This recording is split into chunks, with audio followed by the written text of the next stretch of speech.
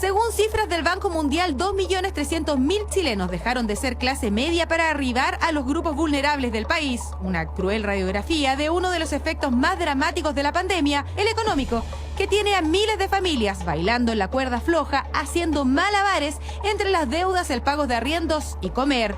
No hay que ser economista para saber que el grueso de los chilenos vio mermados sus ingresos en estos últimos 13 meses. Presidente. Sí, al tiro, ministra. Estoy recabando la unanimidad de la comisión para mantener la misma votación en el segundo paquete refundido de proyectos. ¿Ya? Aprobado. El debate político sobre un inminente tercer retiro en los fondos de pensiones ya entró en tierra derecha. Se espera que este jueves se vote en sala los proyectos que permitirían un nuevo 10%. El anuncio se dio justo en medio de la confirmación hecha por distintos ministros de gobierno que acudieran al Tribunal Constitucional.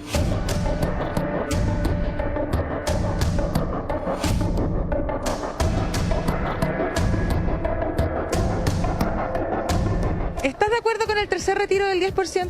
Sí, estoy de acuerdo con eso, porque lo necesito como microempresaria, ya que han estado en las ventas bajas.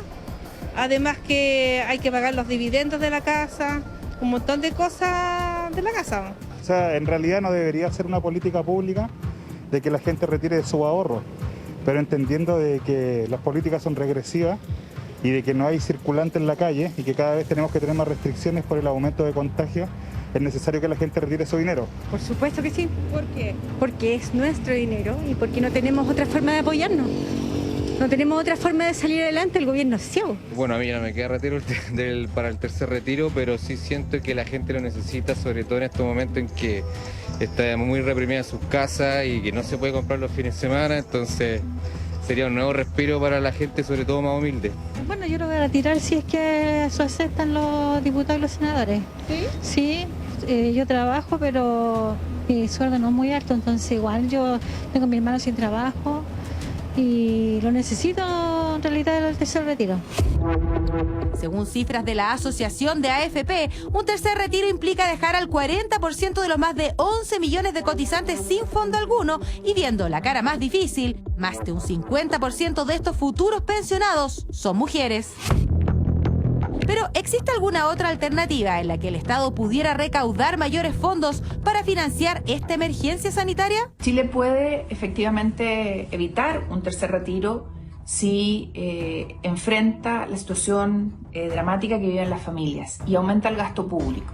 Cuando uno mira el gasto público de nuestro país, es desde el punto de vista de la deuda bruta y neta, es inferior a los países de la OECD e inferior también a los países de América Latina, notoriamente inferior. Por lo tanto, hay margen para que Chile se endeude. Tenemos un mayor crecimiento proyectado para este año 2021, tenemos un mayor precio del cobre, tenemos bajas tasas de interés que nos posicionan como un país con bajo riesgo. Y además contamos con 19.000 millones de dólares en fondos soberanos para hacer frente al presente. Tenemos que buscar mecanismos para evaluar quizás algunos planes y programas que imparte el gobierno, el Estado, y que quizás no están funcionando, y esos dineros se pueden perfectamente redirigir en apoyo de transferencias directas, por ejemplo, de una renta básica universal para las familias de clase media y las más vulnerables. Por otro lado, creo que si es necesario que el Estado deba endeudarse, tiene que hacerlo. Nuestro país siempre ha tenido una política fiscal responsable. Mayor endeudamiento o subir impuestos a los súper ricos, que según distintos estudios, la clase media ha bajado a la línea de la pobreza, pero las familias más ricas del país han aumentado considerablemente sus fortunas. La idea de legislar sobre un posible royalty minero fue aprobado por la Cámara de Diputados el mes pasado. La votación permitirá que el proyecto inicie su trámite legislativo a través de las comisiones de Energía y Minería para después pasar a ser revisada por el Senado. Un proyecto que, de prosperar, podría inyectar más de 8.000 millones de dólares a la economía nacional. Un proyecto que busca el pago de un impuesto por la extracción de un recurso no renovable y que aplica en la mayoría de los países productores de minerales a las empresas mineras y que en Chile recauda bastante menos. El gobierno no ha querido asumir, ¿no es cierto?, este endeudamiento que es tan importante para incorporar estos recursos a la familia y directamente ayuda, ¿no es cierto?, a las personas. Lo segundo es el royalty, que lo hemos planteado dado los niveles hoy día del precio del cobre, pero además porque se necesita incorporar este royalty que es distinto al impuesto que hoy día tenemos. Lo tercero es el impuesto a los súper ricos.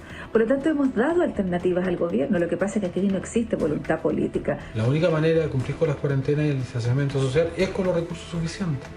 El Estado se ha endeudado poco. Vamos a llegar a un déficit fiscal de 7.5 puntos de producto.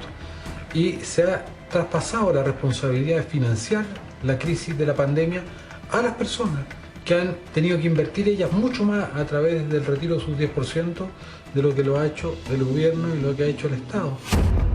Una estrategia económica impulsada por el gobierno que no es suficiente para el estado de catástrofe por el que atravesamos, por lo mismo que la idea de elevar el impuesto a los súper ricos tomó fuerza la semana recién pasada, cuando el ranking Forbes ubicó a varias familias chilenas entre las que más aumentaron sus ingresos durante el último año. Incluso desde el FMI, Víctor Gaspar, director del Departamento de Asuntos Fiscales, señaló: para ayudar a hacer frente a las necesidades de financiación relacionadas con la pandemia, las autoridades podrían considerar una contribución temporal para recuperación post-COVID, aplicada sobre altas rentas y la riqueza.